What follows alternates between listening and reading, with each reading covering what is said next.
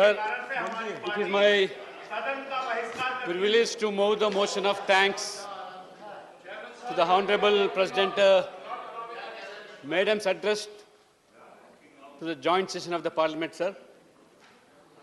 I thank our Honorable Prime Minister Sri Narendra Modi ji, our President Sri J.P. Nadda ji, my party and the leader of the House, Sri Piyush Goyal ji, for giving this great opportunity to move the motion of thanks to Madam President. Sir, I would like to quote a noble Telugu writer, sir, Abhyudaya Kavita Pitamaha, Sri Gurajada Apparao. Deshamante matti kadoi, deshamante manshuloi.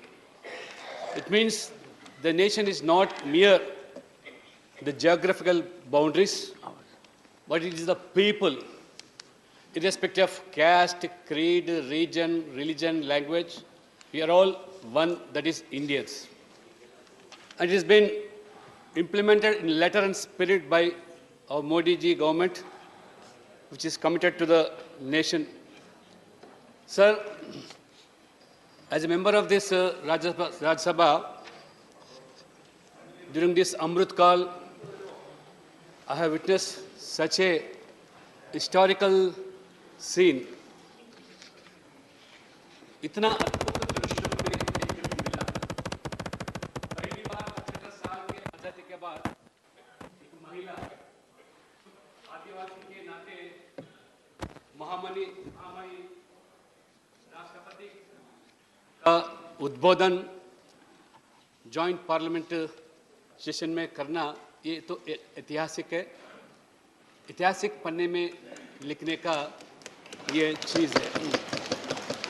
First time in the history of India, after 75 years, a woman, tribal community, she has addressed the both parliamentarians.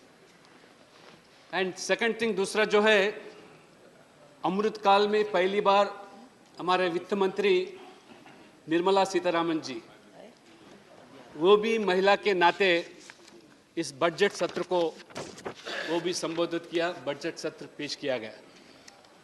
बड़ी महत्वपूर्ण और ऐतिहासिक दोनों महिला, इससे साबित होता है। Honorable members, I would persuade the honorable members to use the messenger service rather than walking to the table. That will facilitate decorous working, and senior member I am sure would appreciate. Go ahead. इसे साबित होता है मोदी जी का जो एक visionary leader के नाते महिलाओं को इतना महत्व दिया गया इस सरकार ने। इसलिए मैं आभार प्रकट करता हूं, धन्यवाद भी देता हूं हमारे प्रधानमंत्री मोदी जी को। सर, राष्ट्रपति जी ने सदन को संबोधित करते हुए कहा कि अमृतकाल का यह 25 वर्ष का कालखंड स्वतंत्रता की स्वर्णिम शताब्दी का और विकसित भारत के निर्माण का कालखंड है। ये 25 वर्ष हम सबके लिए और देश के प्रत्येक नागरिक के लिए कर्तव्य का पराकाष्ठ करने का, दिखाने का है। ये हमारे सामने युग निर्माण का अवसर है और हमें इस अवसर के लिए 100% समर्थ के साथ हर क्षण कार्य करना है। उन्होंने स्थिर सरकार चुनने के लिए लोग का धन्यवाद किया। सर, उन्होंने आगे ये भी कहा कि 2047 में भारत गरीबी रहित भारत होगा, जिसमें एक समृद्ध मध्यम वर्ग अपने युवा और महिला द्वारा निर्देशित होगा। यह वर्तमान सरकार द्वारा लाए गए सकारात्मक परिवर्तन के कारण संभव माना जा रहा है, जिसने हर भारतीय का आवाज आत्मविश्वास दिया है। एक भारत, ऐसा भारत बनाना है आत्मनिर्भर हो, ऐसा भारत जिसमें गरीबी न हो, जिसका मध्यम वर्ग वैभव से युक्त हो। ऐसा भारत देश की युवा शक्ति और नारी शक्ति समाज और राष्ट्र को दिशा देने के लिए सबसे आगे खड़ी हो। ऐसा भारत जिसकी विविधता और अधिक उज्जवल हो, जिसकी एकता और अधिक अटल हो। एक समय भारत अपनी अधिकांश समय दुनिया की ओर देखती थी समस्या के समाधान के लिए, मगर दुनिया आज भारत की ओर देख रही है कि हर समाधान के लिए हर समस्या उत्पन्न, चाहे वो कोविड-19 हो, आतंकवाद हो या विश्व शांति का वार्ता भी हो। जिन मूल सुविधाओं के लिए देश की एक बड़ी आबादी ने दशकों तक इंतजार करना पड़ा, आज मोदी सरकार ने उस सुविधाओं को पाने के लिए प्रयास किया गया। भारत एक ऐसा डिजिटल नेटवर्क तैयार हुआ जो विकसित देश के लिए भी प्रेरणादायक बन गया। देश को बड़े बड़े घोटालों से, सरकारी योजना से, भ्रष्टाचारी के समस्याओं से देश मुक्ति चाहता था, वह मुक्ति और आज मोदी सरकार में मिला था। इस प्रकार के निर्णय से हमारी सरकार में देश दुनिया की 5वीं बड़ी अर्थव्यवस्था के रूप में उभरा है। Supposed to be the 5th largest economic country in the world, we all feel proud to be called Indians. आज भारत ने इनोवेशन और टेक्नोलॉजी के माध्यम से जन कल्याण को सर्वोपरि रखने वाली सरकार है। मोदी जी सरकार का जो मूल मंत्र है, सबका साथ, सबका विकास, सबका विश्वास और सबका प्रयास, इस मूल मंत्र को ध्यान में रखते हुए मोदी जी सरकार का द्वारा विभिन्न बुनियादी सुविधाओं को कैसे गांव, गरीब, किसान और मजदूर तक पहुंचा जाए, यह हमारे महामनी राष्ट्रपति ने रखा गया था। Sir, one Jamaican nationalist, Marcus Garvey, he said that people without the knowledge of their history, origin and culture is like a tree without roots. So our government under the visionary leadership of Narendra Modi ji, he has revived the history during this Azadi Ki Amrit Mahotsav celebrations, the past glory and sacrifices made by our freedom fighters, our leaders and unsung heroes. The 400th Prakash Parva of Guru Tegh Bahadur ji, the 150th birth anniversary of Sri Aurobindo ji, 150th birth anniversary of Chidambaram Pillai, 125th birth anniversary of Netaji Subhash Chandra Bose. These not only inspire our younger generations, but also make them committed to our nation. Sir, national level celebrations like Veer Bal Divas on 26th December in the memory of the sacrifice of Sahibjadas and birth anniversary of Bhagwan Birsa Munda on 15th November as Janjatiya Gaurav Divas. As they are all crucial, these heroes deserve honor from the entire nation. Sir. We can say with conviction that our Honorable Prime Minister has imbibed the ideals of these great leaders and also translated them into reality. Thanks to Modi ji for his visionary leadership. Sir. उबलते हुए खून की रवानी है मोदी जी, इस देश के युवा की जवानी है मोदी जी, सोए हुए थे जो अब तक हिंदुस्तानी, उनके जाग उठाने की कहानी है Modi ji. Sir, as far as this new education policy is concerned, the Bhagavad Gita says, Nahi jnanena sadrusham pavitram hi vidayate, which means there is nothing pure in the world other than this knowledge. इसलिए जो हमारे national education policy के अंदर जो regional languages, they have been promoted almost in all languages. I thank the government for teaching in 6 Indian languages, in 19 engineering colleges and in 10 states, sir. And the motto of our Modi ji government, ये लक्ष्य और हमारा M जो है अंत्योदय. अंत्योदय माने अंतिम पंक्ति में जो व्यक्ति है उनके हित के लिए जो सरकार काम करना, ये हमारा प्राथमिकता है. इसीलिए Antyodaya, Atmanirbhar, Gatishakti in the Amrit Kaal to attain inclusiveness in the growth. So Modi ji ने जो गरीब कल्याणकारी के योजना सबसे पहले प्रधानमंत्री बनने के बाद, he has addressed from Red Fort as a Prime Minister, he emphasized on स्वच्छ भारत. जब स्वच्छ भारत के बारे में मोदी जी ने लाल किला से अपना भाषण दिया तो हमारे विपक्ष नेता कई लोग मजाक उड़ाए. ये प्रधानमंत्री बनने के बाद ये छोटे छोटे चीज़ों के बाद शौचालय के बारे में जिक्र करता है और स्वच्छ भारत के में बात करता है, ऐसे लोग मजाक उड़ाते हैं। मगर we feel all proud to see that our Indian women, जो उनका आज पूरा देश के अंदर जो शौचालय बनने से किस तरह वो पूरे शौचालय को हमारे वो इज्जत घर माना जाता है, हर महिला ने, हमारे माँ बहनें ने। ये ग्रामीण के स्तर पर nearly 1,34,396 villages in our country has declared 100% ODF by December 22, sir. खुले में शौच से मुक्त दिलाने के कारण पिछले कुछ वर्षों में देश में लगभग 5 लाख मौतें को न सिर्फ रोका गया, बल्कि लगभग 20 करोड़ डायरिया से बीमारी जैसे मामले से भी बचाया गया। शौच मुक्त वातावरण के कारण प्रत्येक परिवार की लगभग 50,000 की बचत हुई। Almost all the poor families, they have saved not less than 50,000 per family by making this 100% ODF, sir. और हमारे प्रधानमंत्री मोदी जी का जो सपना है, हर गरीब के सर पर जो छत, जो प्रधानमंत्री आवास योजना के नाम पे जो हमारे स्कीम लागू किया गया, लगभग ये 9 साल के अंदर शहरियों और हमारे ग्रामीण प्रांत में 3.5 करोड़ गरीब परिवार को मकान बनाया गया। ये संभव इसलिए हुआ कि ये मोदी जी है तो मुमकिन है, बीजेपी है तो भरोसा है, ये लोगों में ये भावना है। Sir, you will be surprised to know 3.5 crores is not a small number. You can imagine 2 countries like Singapore can be built with these 3.5 crores. माने 3.5 करोड़ 2 देश बन सकता है 9 साल के अंदर, सिर्फ और सिर्फ ये मोदी जी से मुमकिन हो, मोदी जी सरकार से मुमकिन हो। जहां मैं राज्यसभा सदस्य के चुन के उत्तर प्रदेश से ताजुब होना चाहिए, वहां पे भी प्रधानमंत्री आवास योजना के अलावा मुख्यमंत्री आवास योजना दोनों जुड़कर लगभग 5 लाख 5 साल के अंदर गरीब के सर पर छत बनाया गया।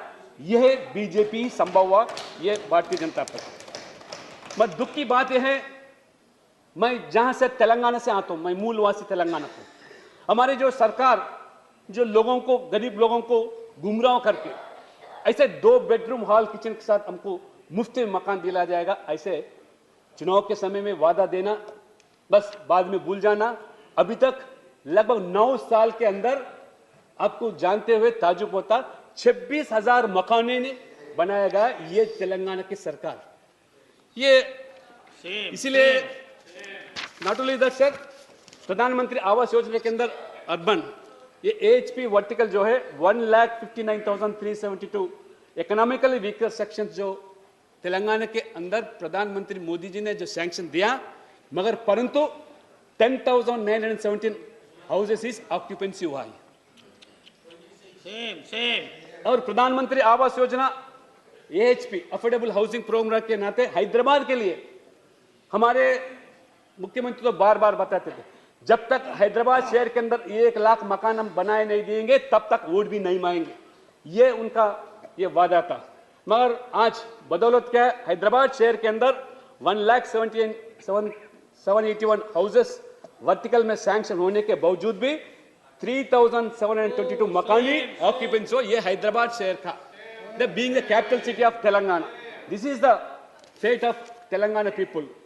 और प्रधानमंत्री आवास योजना अर्बन बीएलसी का जो स्कीम है, पूरे देश में 73.45 लाख हाउसेस जो बीएलसी वर्टिकल से सैंक्शन हुए थे पूरा देश भर में, परंतु तेलंगाना राज्य में बीएलसी वर्टिकल में एक भी मकान सैंक्शन नहीं हुआ। ये टीआरएस सरकार का बीएलसी वर्टिकल जो सबसे पॉपुलर है, उसमें तेलंगाना सरकार एक भी मकान ना प्रपोजल नहीं दिया, ये तेलंगाना सरकार का रहा है। इसलिए मोदी जी के कार्यकाल में हर दिन लगभग 11,000 मकान बनाया गया, ये मोदी जी सरकार का एक कमिटमेंट टुवर्ड्स द पुअर। इसलिए हम बार बार बोलते, डबल इंजन सरकार का डबल इंपैक्ट किस तरह रहता है। अगर गैर बीजेपी सरकार का किस तरह मकान गरीबों को बनाया गया, और जिस तरह आज यूपी हो, गुजरात हो, जब बीजेपी शासित राज्य जो है, किस तरह वो डबल इंजन सरकार का डबल इम्पैक्ट जो है ये जानकारी होना चाहिए।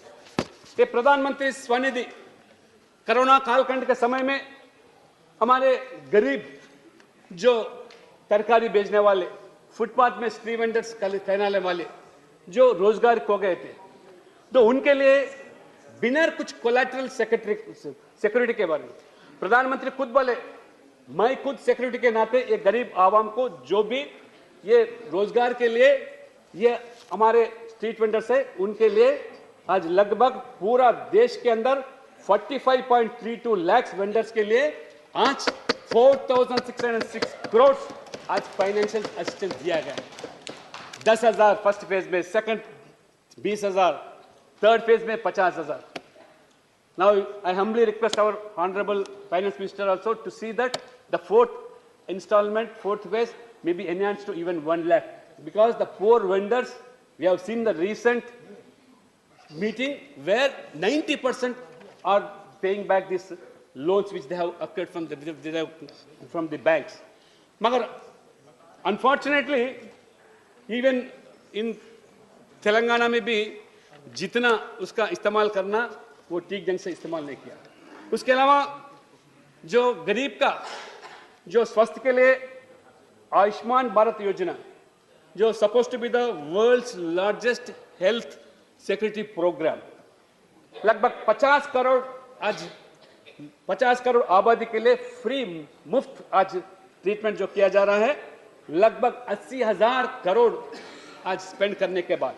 इतना ही नहीं, और the government has also come out with 9,000 Janaushadhi Kendras with normal medicine rates across the country. As a result, 20,000 crore of the poor people have been saved in the last few years. With the Ayushman Bharat, they have saved 80,000 crores, and this Aushadhi Kendra, 9,000 centers, they have saved almost 1 lakh crore.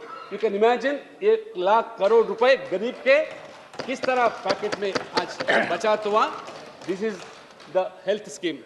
But unfortunately, our Telangana government, they were not prepared to implement this Ayushman Bharat, saying that we have a better scheme of 2 lakhs Arogyasri. They did not go for this Ayushman Bharat. Unfortunately, मगर Covid के समय में इतने लोग गरीब जो हमारे corporate आस्पत्रि में चिकित्सा न करने के वजह से कई लोग जान खो गए, हजारों संख्या में जान खो गए. मगर later on it was eye opening to them. Later they started implementing this Ayushman Bharat in Telangana also. जब नारी शक्ति की बात आती है तो women empowerment is the core of all schemes introduced by this government, sir. नारी शक्ति जी जो है, आज देखो जहां नागालैंड से हमारे बहन, she is supposed to be the first lady, first woman to become Rajya Sabha from Nagaland, that too a BJP. She is our Pangnan Konyak. इस तरह जब मोदी जी सबका साथ सबका विकास का बात जब जिक्र करता है तो इस तरह सभी लोगों को आज not only a lady from Nagaland, even PT Usha, she has brought laurels to our country, being an athlete. She is from again a very backward area, backward region, backward community. We all feel proud that PT Usha has been made Rajya Sabha by government. This is the visionary leadership of Modi ji. How he is picking up women. ये women, even ये बेटी बचाओ बेटी पढ़ाओ की जब बात आती है, sir, I feel very bad.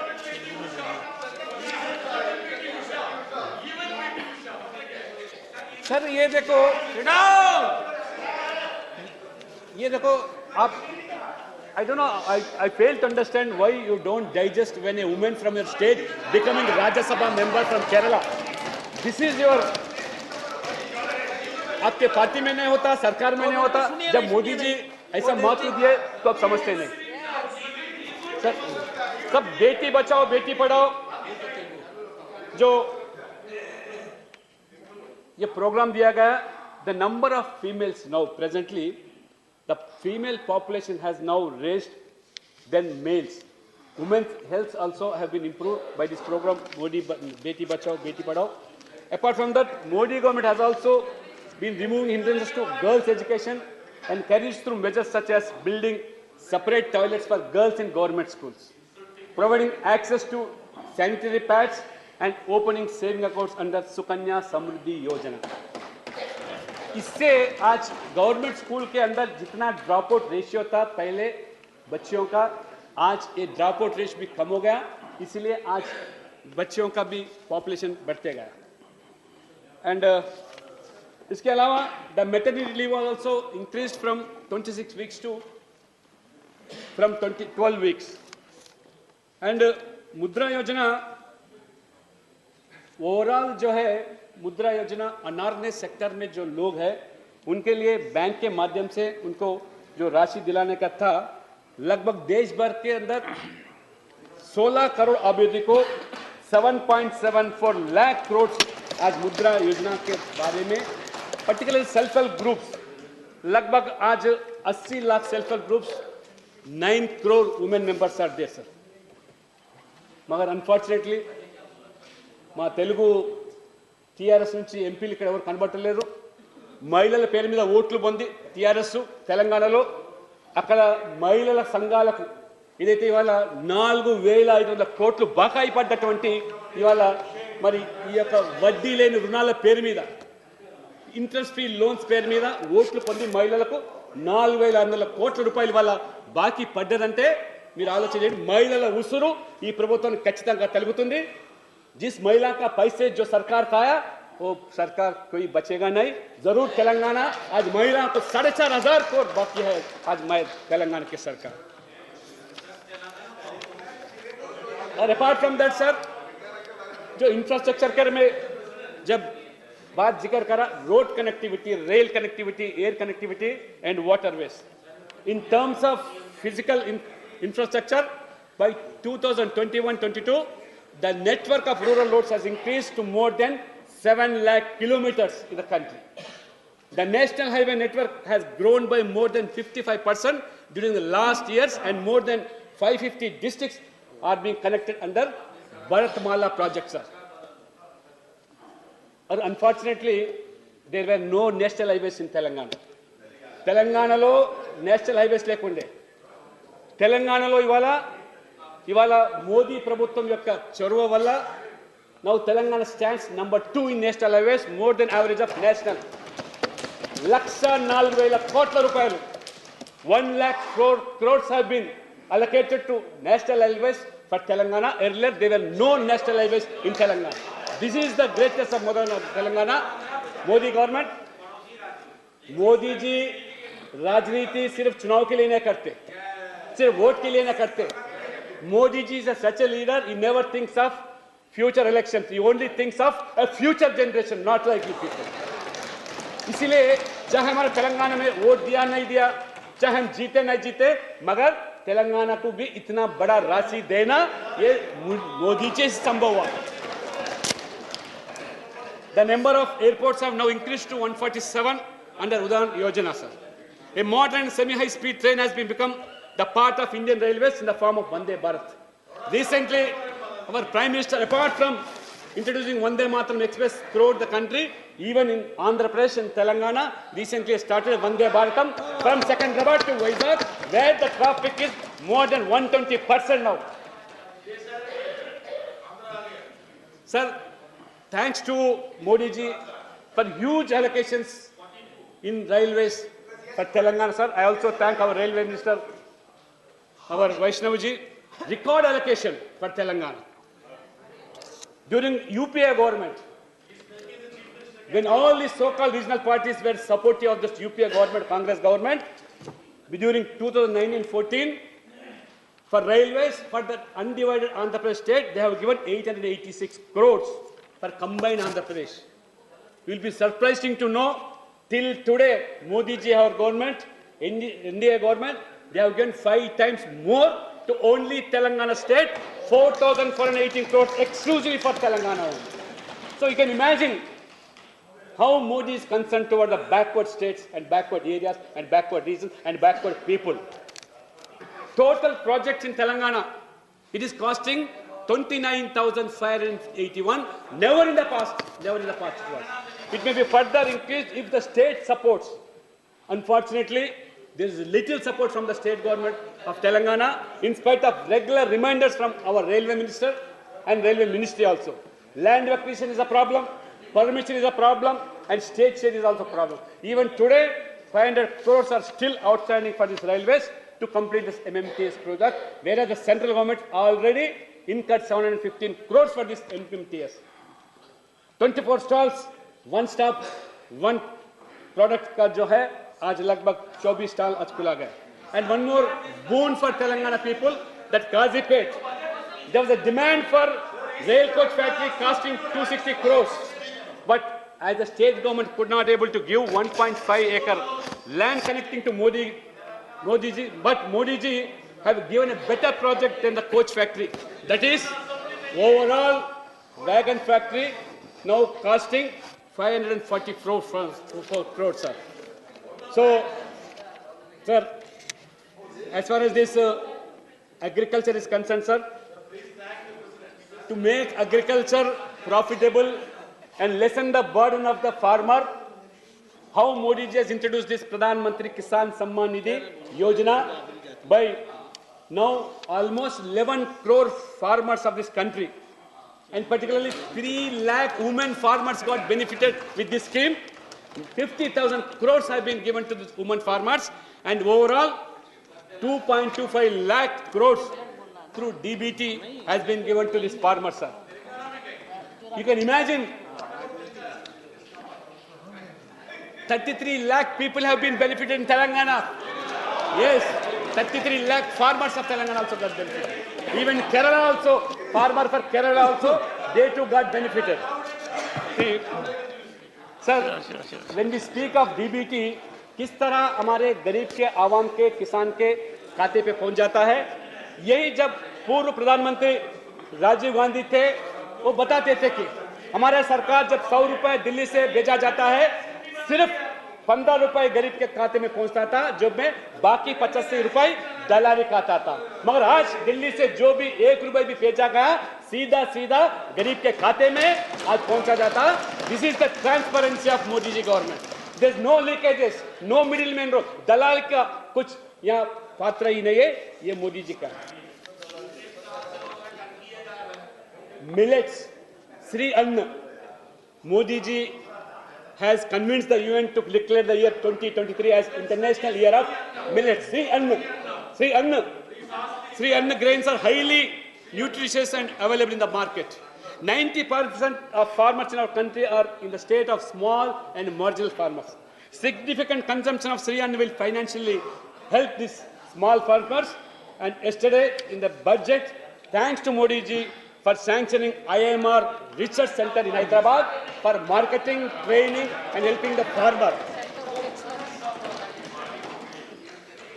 Again, Manrega, in order to provide employment to the rural unemployed youth, now government has spent rupees 2.70 lakh crore between 2014 to 2019 to provide employment for not less than 16 crore workforce for 211 crore persons days to benefit 5.38 crore rural households. Sir, respecting the Karmacharis and their services to the nation, our government has decided to convert all the manholes into machine holes. कोई आदमी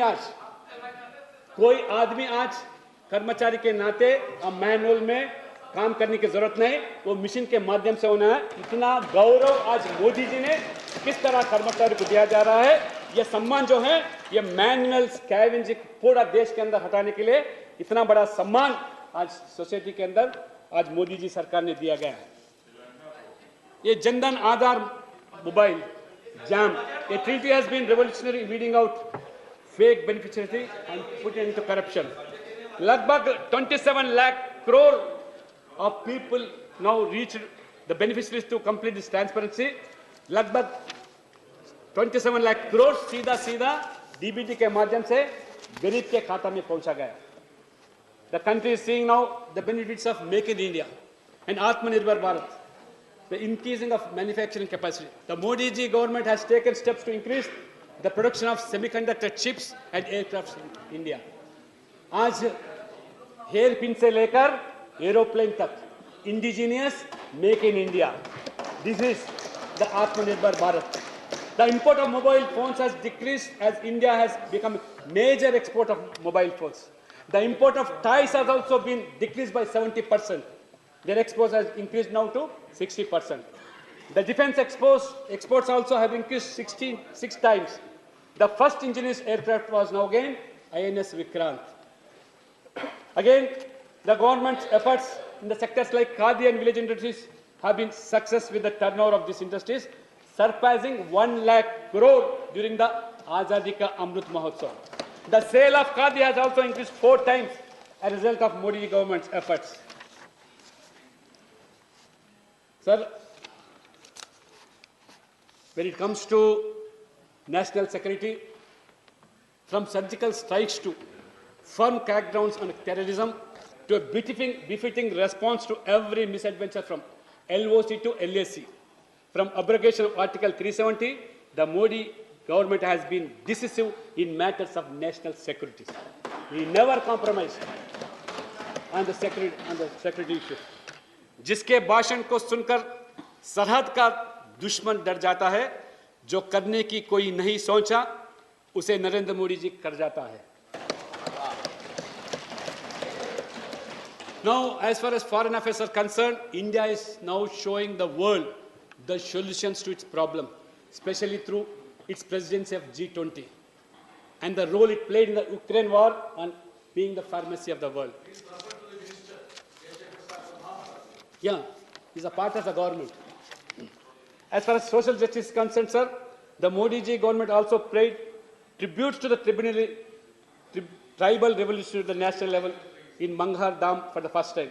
Today, more than 36,000 tribal-dominated villages are being developed under Pradhan Mantri Adi Adarsh Gram Yojana, and more than 400 Ekalavya model schools have been opened in tribal areas in the country. This is the concern towards tribes in the country by Modi ji government. Not only that, in the recent budget, 38,800 new teachers will be recruited in existing 740 Ekalavya model schools, benefiting 3.5 lakh tribal students in the country. Sir, as far as this सामाजिक न्याय के बारे में जब जिक्र करते बात करते, पहली बार 75 साल के आज़ादी के अंदर 70% आज मोदी जी सरकार के अंदर आज यूनियन गवर्नमेंट में SC, ST, BC, महिला और माइनॉरिटीज का 70% कभी ये इसके पहले कभी हुआ नहीं. इसलिए पहली बार जो 27 ओबीसी समाज के लोगों को केंद्र मंत्रिमंडल में भागीदार देके किस तरह मान सम्मान इनका गौरव बढ़ाया, उसी तरह आज not only that he has given ये संवैधानिक दर्जा पिछड़ा वर्ग आयोग को मोदी जी सरकार ने दिया. जब यूपीए सरकार 10 साल यहाँ हुकूमत में थी, जितने भी हमारे क्षेत्रीय दल ठेकेदार समझते पिछड़ा वर्ग समाज के, कोई उसका समर्थन नहीं किया. कोई पिछड़ा वर्ग आयोग को जो दंतहीन आयोग था उसको संवैधानिक दर्जा देने का किसी का मन नहीं बनाता. सिर्फ मोदी जी ही आज संवैधानिक दर्जा देने से जो भी आरक्षण में मिला 27% मंडल कमीशन के माध्यम से आज ठीक ढंग से अमल करने के लिए दर्जा दिया गया था. Not only that, constitution of 105th amendment of 2021 giving powers to states for identifying socio economic backward. अपने प्रदेश के अंदर, राज्य के अंदर जो भी पिछड़ा वर्ग समाज अगर अपना राज्य के सूची के अंदर दर्जा करना चाहते हैं, पूरा स्वेच्छ स्वतंत्र उस राज्य को दिया गया मोदी जी सरकार ने. इतना ही नहीं, इनिशिएशन ऑफ सब categories of socio economic communities. अभी जो आरक्षण जो मिल रहा है ओबीसी के लिए, उसके अंदर भी छोटे छोटे जातियां जितने भी है देश के अंदर, वो आरक्षण का प्रावधान वो अब तक कुछ मिला नहीं. उनके लिए भी आज जस्टिस रोहिणी कमीशन के माध्यम से वो छोटे जातियों के लिए अलग प्रावधान देने के लिए ये वर्गीकरण का आज जिक्र किया गया. Expansion of not only that, irrespective of caste, not only socially, economical weaker sections, even financially, economically weaker sections, 10% आज EWS के नाम पर रिजर्वेशन दिया गया मोदी जी सरकार के माध्यम से. Apart from that, 10 crores of OBC benefits were covered and an amount of 14,000 crores was spent for socio-economic developments of OBCs. Modi ji चाहते हैं सिर्फ रोजगार मांगने वाले नौजवान नहीं चाहिए, देश को रोजगार देने वाला संस्था बनने हैं। इसलिए मोदी जी ने he doesn't want any youth of this country to become job seeker rather than he become a job creator। इसलिए वेंचर कैपिटल फंड के नाम पे ओबीसी के लिए अलग एंटरप्रेन्योरशिप के लिए आज अलग लगभग करोड़ों रुपए से वेंचर कैपिटल फंड दिया जा रहा है, कहीं आज उद्योगपति बन सके ओबीसी समाज के लिए। इतना ही नहीं, आज पीएम विकास जो विश्वकर्मा कौशल सम्मान इतनी बड़ी प्रोग्राम योजना पहली बार मोदी जी ने दिया गया। सुनार, लोहार, शिल्पकार, कुम्हार, सुधार, मूर्तिकार, कारीगर जैसे दशकों से परंपरागत अपने हाथ सृजन करने वाले हजारों संख्या में है, उनके लिए अलग training, technique, credit, market support देने के लिए ये पीएम विकास बनाया गया ताकि आज हजारों परिवार उससे लाभान्वित हो सके। उतना ही आज 27% नीट के माध्यम से होने वाले जो मेडिकल सीट्स के अंदर वो भी ओबीसी के लिए आज आरक्षण दिया गया। 27% केंद्रीय विद्यालय, नवोदय, सैनिक पाठशाला, न्याय विद्यालय में पहली बार मोदी जी सरकार के बाद दे रहे हैं। आज 4 लाख आज ओबीसी समाज के छात्रों को आज लाभान्वित। लगभग 9000 बैकलॉग पोस्ट थे पूरा देश के अंदर। 45 सेंट्रल यूनिवर्सिटी जो दशकों से 9 या 10 से ज्यादा ओबीसी समाज के कोई प्रोफेसर, असिस्टेंट प्रोफेसर नहीं थे, नॉट फाउंड सुटेबल के नाम पे इस तरह बैकलॉग जमा किया गया। मगर I thank Modi ji government and our HRD minister आज धर्मेंद्र प्रधान जी को एक ही सर्कल के माध्यम से they said that we want all this backlog post to be filled within a year and every 3 months we should get a report of this. By now you will be surprised to know not less than 3,000 to 4,000 posts of these professors have been filled up in this central university. This is the greatness of Modi ji and commitment. अभी हमारे जो काफी अभी यहाँ हमारे आम आदमी party के कई सदस्य बात कर रहे पिछड़ा वर्ग के बारे में।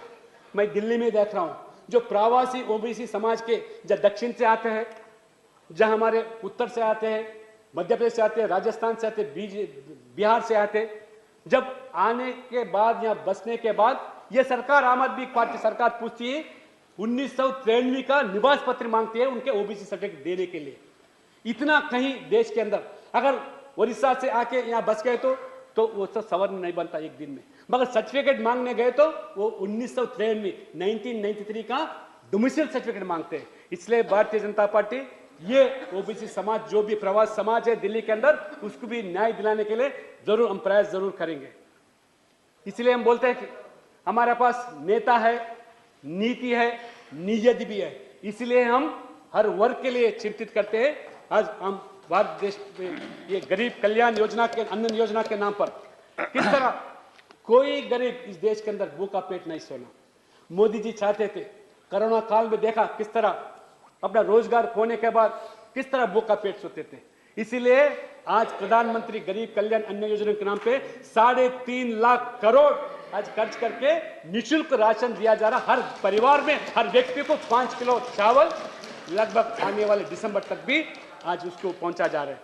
इतना ही नहीं, जहां मैं राज्यसभा सदस्य के नाते उत्तर प्रदेश से आता हूं, वहां में भी निःशुल्क राशन हर महीना 2 बार 15 करोड़ आबादी को 1 किलो चावल, 1 किलो गेहूं, 1 किलो तेल, 1 किलो चीनी, 1 किलो नमक भी दिया जाता है। उसमें कोई भेदभाव नहीं रखता, चाहे वो गरीब है बस इसलिए, चाहे मुस्लिम है, हिंदू है, यह देखने वाली सरकार नहीं है। इसलिए आज हमारे प्रधानमंत्री ये गरीब कल्याण योजना के नाते उत्तर प्रदेश के अंदर भी 15 करोड़ आबादी को निःशुल्क राशन दिया जा रहा है। और जल जीवन मिशन के बारे में 11 करोड़ फैमिलीज को आज पाइप्ड वाटर दिया जा रहा है। इतना ही नहीं, आज इतने गरीब के हित के लिए काम करने के बावजूद भी हमें समझ में नहीं आता क्यों हमारे विपक्ष हर बार हमारे मोदी जी सरकार को, बीजेपी सरकार को लगातार गालियां देते रहते हैं। क्यों इतना नफरत करते हैं, क्यों इतना गुस्सा होते हैं, क्यों इतना नाराज होते हैं? इसलिए कि मोदी जी गरीब के लिए घर दिया गया इसलिए नाराज है। ले घर में आज हर महिलाओं के लिए शौचालय दिया जा रहा है इसलिए आपको गुस्सा है। ने घर में बिजली दिया जा रहा है हर गरीब परिवार को इसलिए आप आज नफरत करते हैं। या घर में भी गैस दिया जा रहा है, घर में गरीबों के लिए मुफ्त राशन भी दिया जा रहा है, गरीबों को बैंक में खाता खुलाने के लिए काम दिया जा रहा है, मुद्रा योजना के नाम पे लोन दिया जा रहा है, गरीब किसान को सम्मान निधि आज दिया जा रहा है। इतना देने के बावजूद भी गरीब के हित के काम करने वाले मोदी जी को क्यों दिन ब दिन आप गालियां देते रहते, क्यों नफरत करते, क्यों गुस्सा करते? पूरा देश जानना चाहती, हम भी जानना चाहते, ये बताओ आप लोगों से। मोदी जी कोई गालियां देने से, भाजपा को गालियां देने से, इस सब करने से देश का विकास रुकने वाला नहीं है और गरीब कल्याण योजना रुकने वाला नहीं है। मोदी जी को आपकी गालियों से दुगुना ताकत मिलती है और वो ज्यादा काम करते हैं, क्योंकि अपने लिए नहीं, वो देश के लिए काम करते हैं, गरीब के लिए काम करते हैं। मोदी जी बताते हैं, मेरे लिए राजनीति कोई लक्ष्य नहीं है, बल्कि ये तो एक अभियान है। एक अभियान चलाने वाले हमारे प्रधानमंत्री मोदी जी है। इतना ही नहीं, आज देखो एक और अयोध्या धाम का निर्माण, दूसरी ओर वही आधुनिक संसद भवन भी बन रहा है। एक तरफ हमने केदारनाथ धाम, काशी विश्वनाथ धाम और महाकाल महालोक का निर्माण किया, दूसरी ओर हर जिले में मेडिकल कॉलेज भी बनवा जा रहा है। एक तरफ हमारी सरकार तीर्थ और ऐतिहासिक धरोहरों को विकास कर रही है, तो वही दूसरी ओर भारत को दुनिया की सबसे बड़ी स्पेस पावर भी बनाई रही है। भारत का पहला प्राइवेट सैटेलाइट लॉन्च भी किया गया है। एक तरफ हम आदि शंकराचार्य, भगवान बसवेश्वर, तिरुवल्लुवर, गुरु नानक देव जैसे संतों के दिखाए रास्ते पर हम आगे बढ़ते रहे, वही दूसरे तरफ आज Bharat high technology knowledge hub भी बनाया जा रहा है।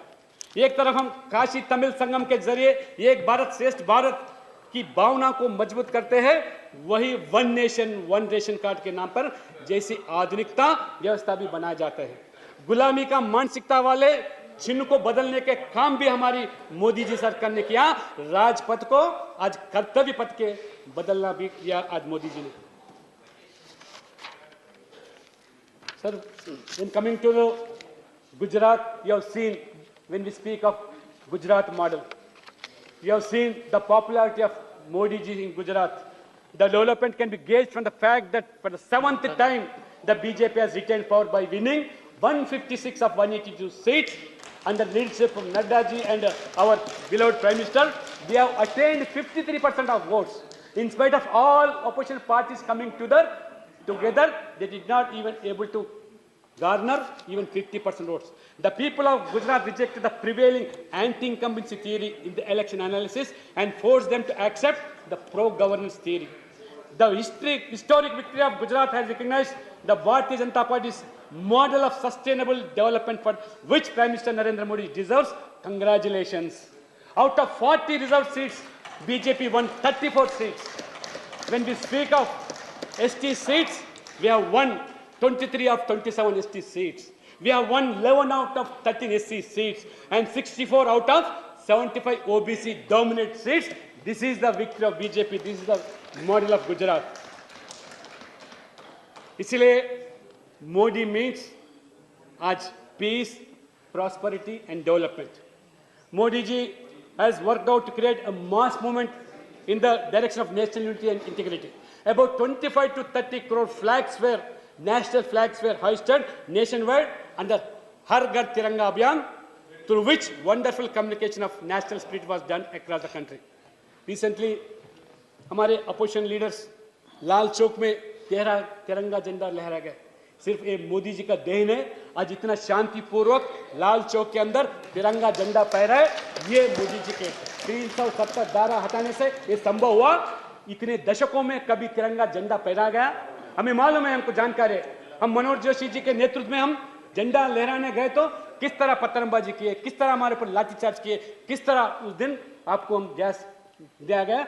लाल चौक में झंडा फहराना कितना मुश्किल था। आज हमारे अपोजिशन के नेता भी इतने शांतिपूर्वक वातावरण में तिरंगा झंडा फहरा है, ये मोदी जी और मोदी जी के सरकार की वजह से। तस्वीर खींचवाई तस्वीर। Sir, finally, while thanking on behalf of 74,000 students of Telangana for extending free education to 12th class, I request HRD Minister to increase the Kasturba Gandhi College in Telangana also. as the revenue districts in Telangana have been increased, I request the minister to consider to increase the Navodaya Pathshalas in Telangana also, as they provide a quality and cheap education to the rural poor of the country and the rural poor of Telangana also to get benefit. I request Honorable Minister to increase the Navodaya Pathshala. Sir, इतना ही नहीं, और हमारा जो most backward classes जितने भी देश के अंदर है, हर प्रदेश में छोटी छोटी जातियां हैं, हर अपने राज्य में बीसी का दर्जा है, मगर सेंट्रल ओबीसी लिस्ट में नहीं है। मैं ज़रूर सरकार से मांग करता हूं, आने वाले दिनों में ज़रूर इतने जो भी जितने जातियां हैं वो सब छोटे छोटे जातियों को सेंट्रल ओबीसी लिस्ट में दर्जा करने के लिए ज़रूर सरकार के माध्यम से कुछ प्रयास करना चाहें। ज़रूर हम इसके लिए भी कटिबद्ध है। उतना ही नहीं, और 27% जो आरक्षण जो हमारे ओबीसी समाज के अंदर जो दिया जा रहा है, उसके अंदर भी छोटी जातियों की प्रावधान के लिए ये कैटेगरीज का भी हम मांग करते हैं। इतना ही नहीं,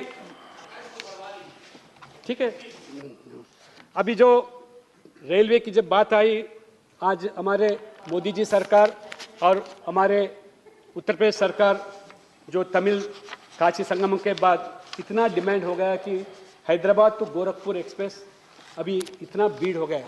तेलंगाना के अंदर में हैदराबाद में से बिहार और उत्तर प्रदेश की जाने की संख्या बढ़ गया। इसलिए मैं मांग करता हूँ हैदराबाद से गोरखपुर एक्सप्रेस, हैदराबाद में वाराणसी एक्सप्रेस का भी बढ़ावा देना है, इसलिए ताकि वो वहाँ ईजी से जा सके। और अंत में डीएनटी जो है गोमंत है, ये गोमंत समाज के लिए भी मोदी जी सरकार इदाते कमेटी गठन कर किस तरह स्पीड जैसे फाइनेंशियल असिस्टेंस प्रोग्राम दिया जा रहा है। 11 करोड़ आबादी है पूरे इस देश के अंदर गोमंत समाज की। मोदी जी आने के बाद एक वेलफेयर बोर्ड बनाया दिया गया उनके नेतृत्व में, और हज़ारों करोड़ राशि भी दिया जा रहा। मैं मांग करता हूँ, आज भी कई करोड़ों लोग आज कम से कम वोटर भी आज नहीं बन सके, उनके लिए भी अलग उसका प्रावधान देने के लिए मैं जिक्र करता हूँ। Finally sir, as far as G20 is concerned, which is a unique platform, world's 20 major economies representing around 85% of the global GDP, 75% of the global trade, and 60% of the global population.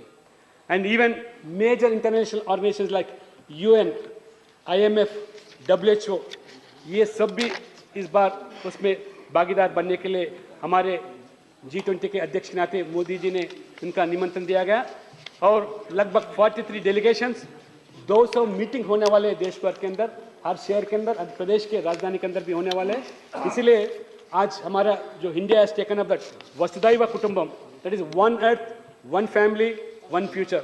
इसलिए हम to sustain this programme and also to face these global challenges, India has become now vital role. The economic growth, sustainable development, climate changes, terrorism, and the pandemics can effectively addressed only through cooperation. इसलिए मैं सभी से मांग करता हूँ, हमारे विपक्ष भाई सभी आने वाले G20 समिट को भी आज हम का देश का जो नाम जो बनने वाले नेम एंड फेम, इसलिए आप सब लोग देता हूँ। इसीलिए मैं अंत में एक कविता के माध्यम से मैं पूरा करता हूँ। I will say in Telugu, sir. ఉక్కు నరాలు, ఇనుప కండరాలు, వజ్ర కఠోరమైన మనస్తత్వం ఉన్నటువంటి యువత నలుగురు కనుక ఉన్నట్టయితే ఈ దేశం యొక్క రూపురేఖలే మార్చేస్తున్నాడు స్వామి వివేకానంద.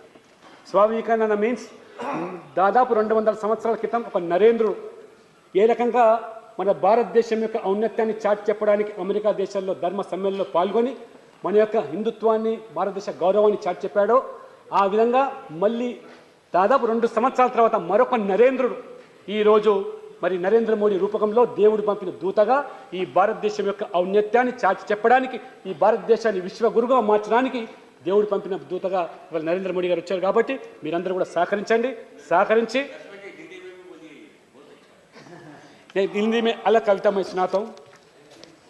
जो गरीबों के नायक बनकर आए हैं, भारत माँ के दुख के गायक बनकर आए हैं, पक्ष विपक्ष सभी को मानते जो अपना है, भारत विश्व गुरु है यही बस सपना है। तो विपक्षियों विरोध वगैरह सब छोड़कर अपनी शक्ति को भी हमसे जोड़कर आओ फिर से हम नई शुरुआत करें, मोदी जी से संग मिलाकर देश की बात करें। जय हिंद, जय तेलंगाना, जय धन्यवाद, जय उत्तर प्रदेश।